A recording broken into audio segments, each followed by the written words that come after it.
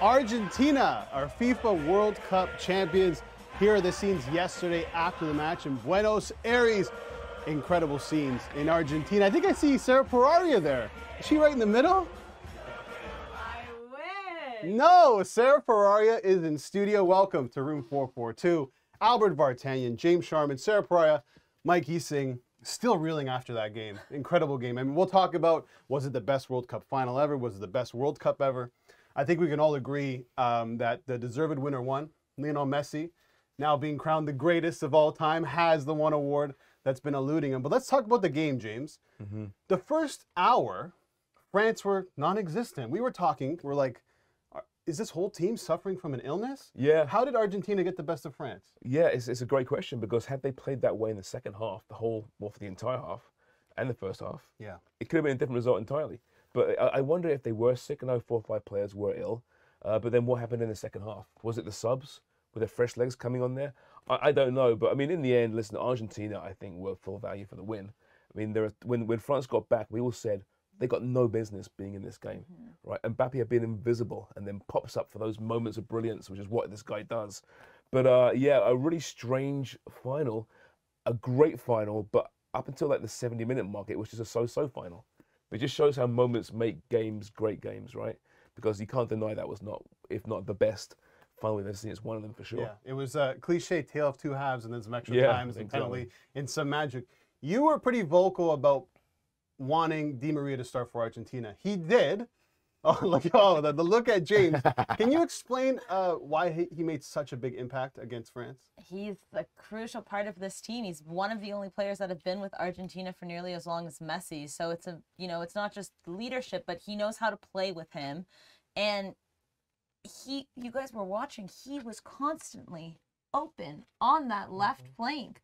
Like, he was getting around the defense of France, like almost like it looked easy. Of course it wasn't, but every single time Argentina crossed that ball, Di Maria was there to get it. And that was so important for Argentina, because it was somebody else to help, well, not only score, but provide those crosses into the area or just create more chances, because Argentina, as we know, don't have many players that do that, besides, of course, Messi and then Alvarez, of course, this year. So for France, Deschamps came out and he goes, listen, the players that I started were 100% fit. There's no excuses there. So can you make the case that he just went with the wrong starting 11 to start the game? I don't know if you can necessarily, like, hindsight's 2020. Obviously, after he makes some of the subs, it was specifically his last 2 subs where he took off, I think it was Griezmann and Teo Hernandez, which really flipped the script in this game. But those 2 players have been so important for this French team along the way. And I think any manager in the world is including both of those guys in the starting 11. But you got to give some credit to Argentina in the way that they shut down specifically Antoine Griezmann, because I thought he was virtually invisible in this match. And arguably, he's been France's second most important player behind Kylian Mbappe. So when he came off, it changed the game really for France. And, it was some pretty chaotic substitutions that a lot of us didn't expect from Didier Deschamps, and substitutions that, honestly, if they don't claw their way back, we're sitting here and we're questioning why the heck he made those substitutions. Yeah. So it paid off, paid dividends, and you got to give him credit for that. Yeah, for a team that's so disciplined, usually tactically as well as individually. We know what they are. France, yeah. We know what they are, how they play. To see those subs come on and 2 late in the first half, which no one ever does. Yeah, that was... And then I don't know what the hell the formation was at the end there. It was panic, right? It was complete chaos. It looked like a 4-2-4 at one point. Yeah, it seemed that way, right? Complete chaos, but it worked. Yeah. So, I think you give Deschamps a lot of credit. And yeah, you can question the starting 11, but no one was questioning the starting 11 before kickoff. No. I mean, Koundé was awful, but he'd been pretty bad at times in the World Cup anyway. Yeah. The one guy, he stuck with him. And like I said, Di Maria, who I give full respect to, he it was brilliant. Big game player. Yeah, he's a big game player. Yeah, I suppose so. But no, I mean, it's just a weird World Cup final, right? Symbolized the World Cup really well. Jules Koundé he had a pretty difficult game against Di Maria, but he also got no help on that side from Ousmane Dembele. Olivier Giroud and him subbed off the 41st minute. Pretty ballsy call in the World Cup. 41st minute to be pulled. Deschamps realized there needed to be a change here. They didn't get their first shot off until about the 68th minute. Colin Mouani, one of the substitutes, it worked the charm, James. But for Deschamps, I know at the end of the day it didn't go France's way, But this guy has to deserve tons of credit for even making that substitution and finding that change early on in the game. He is a guy that's very stable in his job, knows it's his team, right? And I'm doing it my way. We saw Karim Benzema not being invited back because Deschamps is so strong, saying I'm not going to have any kind of poor characters in my squad, which is what happened there. I think you give him all the credit in the world. He's a great international manager, right? I mean, he's won a World Cup. He's got to a Euro final, another World Cup final. He's had a pretty decent club career as well. He's won it as a player. I mean, there aren't many guys with a record like him in international football, so I'm sure he'll stick around for Euro because that is a young French team, right? We forget this. A team that could have won quite easily yesterday. It's a young team who are only going to get better, dare I say, as Mbappe gets better. And I mean, we saw Camavinga not even start a game. Well, maybe start one game in the World Cup. Came on yesterday and left back, but looked great when he came on yesterday. You know, Coman looked good yesterday. This team can still win World Cups and European championships. And should they be the favourite for Euro? I think they probably should be. I think so. Absolutely. I mean, clearly you saw, you know, Rabiot did not look 100%. No. Varane was out on his knees at one point in this matchup. But if there's one player who's breaking records and he's in elite company at the moment, it's Kylian Mbappe. A hat-trick in the final. So I want to have a little fun here, so I'll hit you first. A little fill in the blank, okay? Mbappe scoring a hat-trick and not winning the World Cup is worse than blank. It's not much worse than that, honestly. I don't know if I can think of anything maybe more difficult. Maybe doing it twice in a row. Scoring another hat trick at the next World Cup final and losing again. Isn't it great though, really? I mean, Well, if you're going to lose, you may as well score a hat trick. You know what, though? And the thing is, he's 23. He has so much time ahead of him. He played well and he did what he needed to do for the team. Welcome to the game. Like, football is cruel sometimes and it's unfortunate, but I'm not, like James just mentioned, I'm not worried about this France team or Mbappe whatsoever. They have a bright future ahead of them. Mikey, fill in the blank. I'm going to say is worse than the FIFA World Cup ranking. Oh, yes. Did you see that this morning? Apparently new rankings came out, and despite winning the Copa America, despite winning the World Cup, Argentina is still not the best #1 ranked team in the world right now. Let me just interject really quickly because I went onto the FIFA site and I saw what you saw. The last ranking updated was October 6, 2022. So it hasn't been changed since after the World Cup. I think there are other like sites that are monitoring how exactly it changed because it's a formula, right? Yeah. It's based off results Coefficients. And points, right? Yeah. If I'm Canada, I just play as many friendlies as I possibly can. Well, it's crazy. Canada dropped 12 spots in this after this FIFA World Cup. This is why I hate the they lost every game. Yeah, I'm not gonna. Qatar dropped 10 spots. Yeah, but look at their group, how weak it was compared to Canada. Canada dropped 12. Yeah, it makes you're right. It makes no sense. Makes no sense. Mean nothing. Fill in the blank, James. What's it worse than? Well, I'll tell you this, right, and you guys probably know this. I know the audience probably know this, but this past weekend was the English Open Snooker Championship. Oh yes, was Ronnie O'Sullivan playing? He was, but he lost in the last 16. But Mark Williams, obviously Welsh legend. Obviously. He lost in the semi-finals to Mark Selby, but he actually hit a 147 maximum break in that. A 147 maximum, he still loses. I mean, can you believe that? 147 maximum, yeah, still lost? I still lost. Is that like 180 in darts? No, 180 happens all. This is a rare thing. Oh, okay. The one with the max is rare. Like that's like it's special when you get it done. What's your favorite snooker moment of all time? Steve Davis, 83 Ladder Class Classic. I love that. I was thinking the same thing. Like I was thinking the same thing. At 147, in fact. Max. Yeah. Yeah, I know. Crazy. Thanks for playing along, Mikey. Quickly, I want to ask you, James. Do you want to? Has your mind changed on Kylian Mbappe in terms of one of the best players in the world? No, if not the best. No.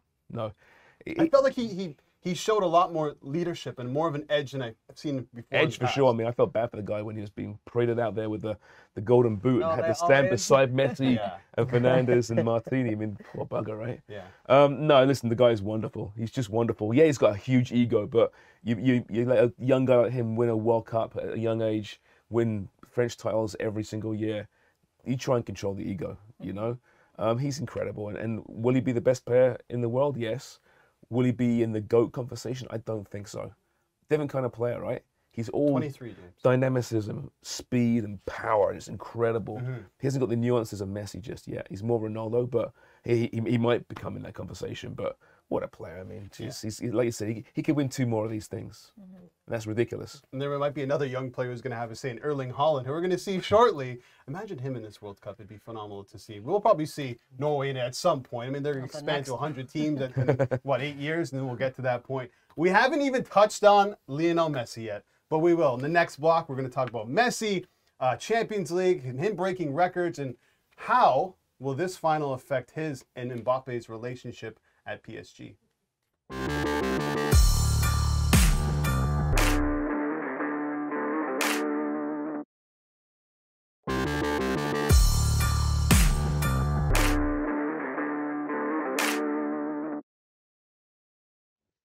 Welcome back to Room 442. Albert Vartanian, Mikey Singh, Sarah Praria, James Sharman. Guys, let me hit you with some stats. You guys can try and guess who this player is. This is the mini Bert's Brainbusters. Oh, nice. All right, ready? Just what we need. 10 La Liga titles, 7 Copa del Rey, 7 Spanish Super Cups, 4 Champions League, 3 UEFA Super Cup, 3 FIFA World Cup, 1 League One, 1 French Super Cup, 1 Olympic gold medal, 1 Copa America, 7 Ballon d'Ors, and 1 FIFA World Cup.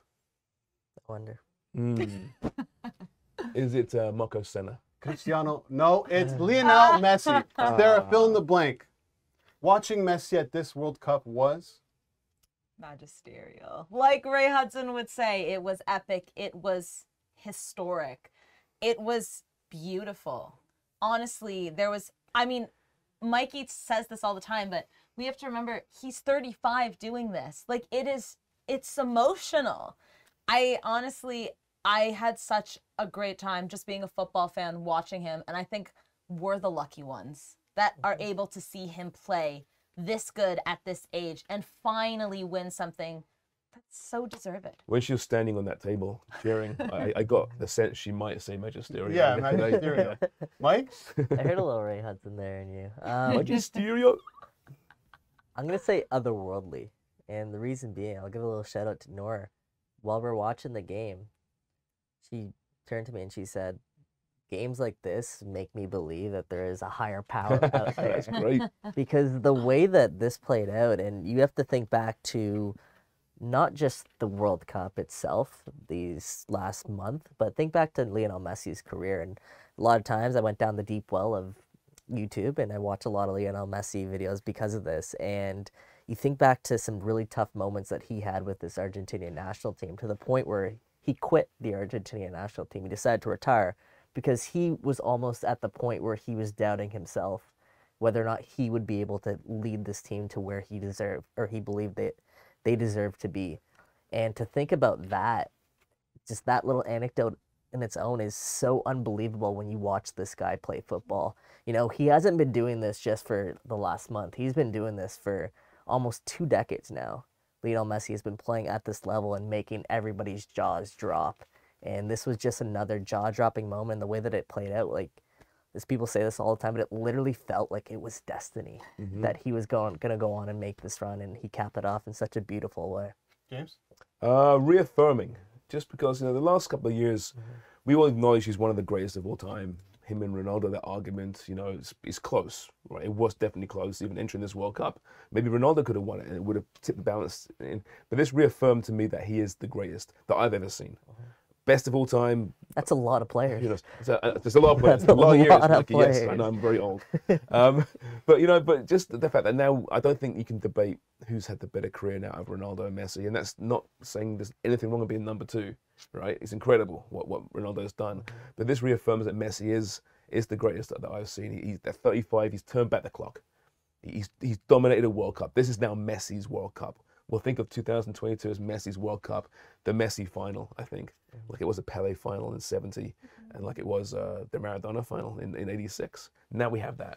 So I think that's a wonderful thing. So I can breathe. I'm now really confident in talking to all the Ronaldo fans out there and saying, number 2 is pretty good. Yeah. It's pretty good. Yeah. No, he's number 1. But it ain't number 1. Yeah. And you know it's special when every time Argentina played, you couldn't wait until Messi got on the ball. Yeah. Right? Forget the stats, forget the awards. I mean, if there's one player that passes the eye test of one of the best, maybe the best, it's Lionel Messi. And I'm thinking if you're comparing Ronaldo and Messi, it's subjective for sure. But if you put them both on a pitch, I think you're more excited to see what Messi's going to do than Ronaldo. Ronaldo is the goal scorer. He is too, obviously, as we've seen in this World Cup. But watching him and what he can do, and like you said, at the age of 35, James, playing the most minutes at this World Cup with a handful of guys at 35. He finds a way, which is so impressive on the pitch, to be so impactful when he needs to be. Yeah. and then he takes his foot off the gas when he doesn't Where have he to. walks more than anyone too, right? That's Right. that I love so much, And right? I hate that there's a criticism out there for that. I know it's What do you want smart. the guy to it's do? strategic when he Track back? bursts, right? Right. And Mbappe yesterday, for example, you know, again, wonderful footballer, but he has tendency to be invisible in games and then pop up for moments, and that's what he does. A bit like Ronaldo. Whereas Messi, even though he walks around a fair bit, he's always involved. Maradona was the same way back in '86. Yeah. Yes, I remember it. He was everywhere on that field. Left, right, back, forth. He was everywhere. It was a better overall performance in '86, I think, for Maradona than Messi in 2022.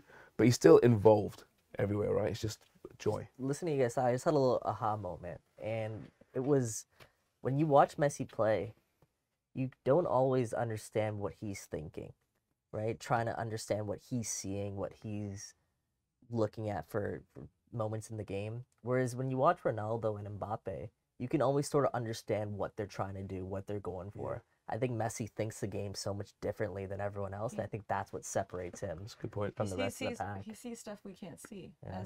as The wizard. Yeah. The wizard, Yeah, Harry. I mean, it's like a Gretzky, right? Yeah. To make the hockey comparison here, like eyes in the back of your head.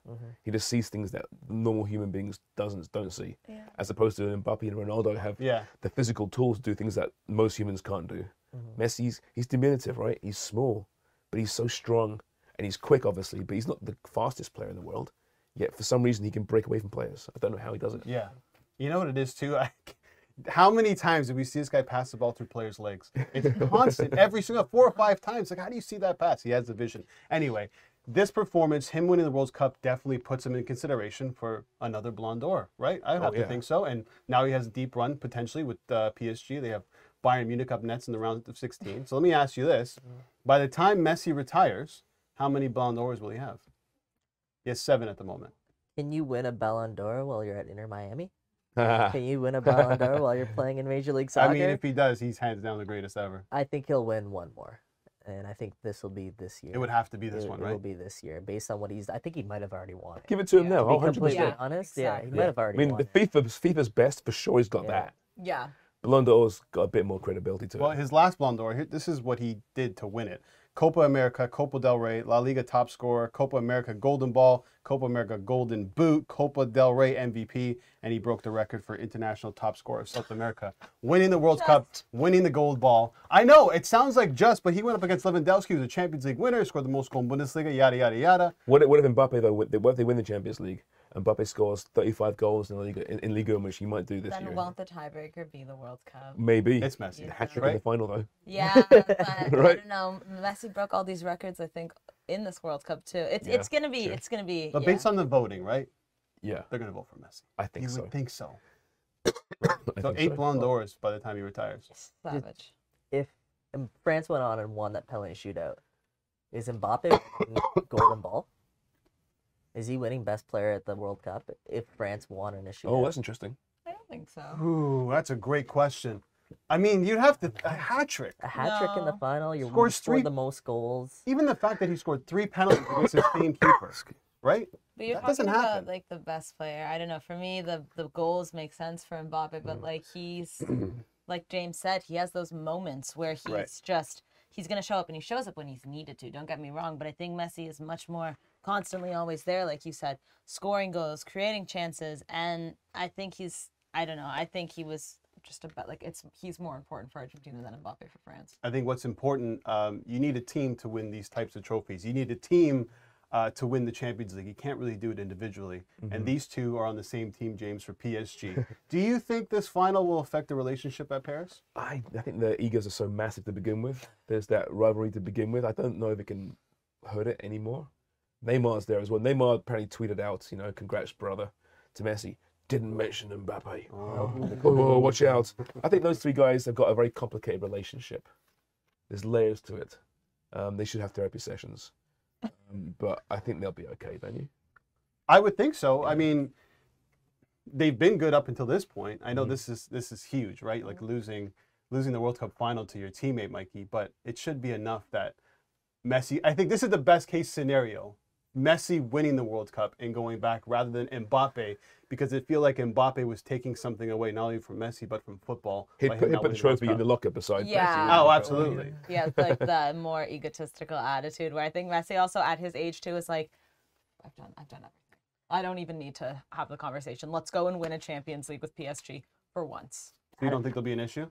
There shouldn't be. I don't know. I don't know with Kylian Mbappe. Ooh. To be completely honest with you guys, I don't know, because Kylian Mbappe to me is just sort of a wild card. We hear about how he's basically given everything, the keys to PSG, how he's one of the highest paid, if not the highest paid player in the world. But yet there's always these rumors about him wanting to go now to Real Madrid because he can't play the way he wants to play. You add in this extra little caveat to it, and I don't know. You have 3 players on one team trying to figure out who the alpha male is. And sometimes that can help, right? That can raise the level of expectation. Isn't it Ramos? Oh, you got Ramos there as well. There's a lot of players. But coming up after the break, we're going to talk about some of the awards that were dished out at the World Cup: Golden Ball, Golden Boot, Young Player, and the Golden Glove. Emilio Martinez, maybe the best celebration for a goalie winning the Golden Glove. That was great.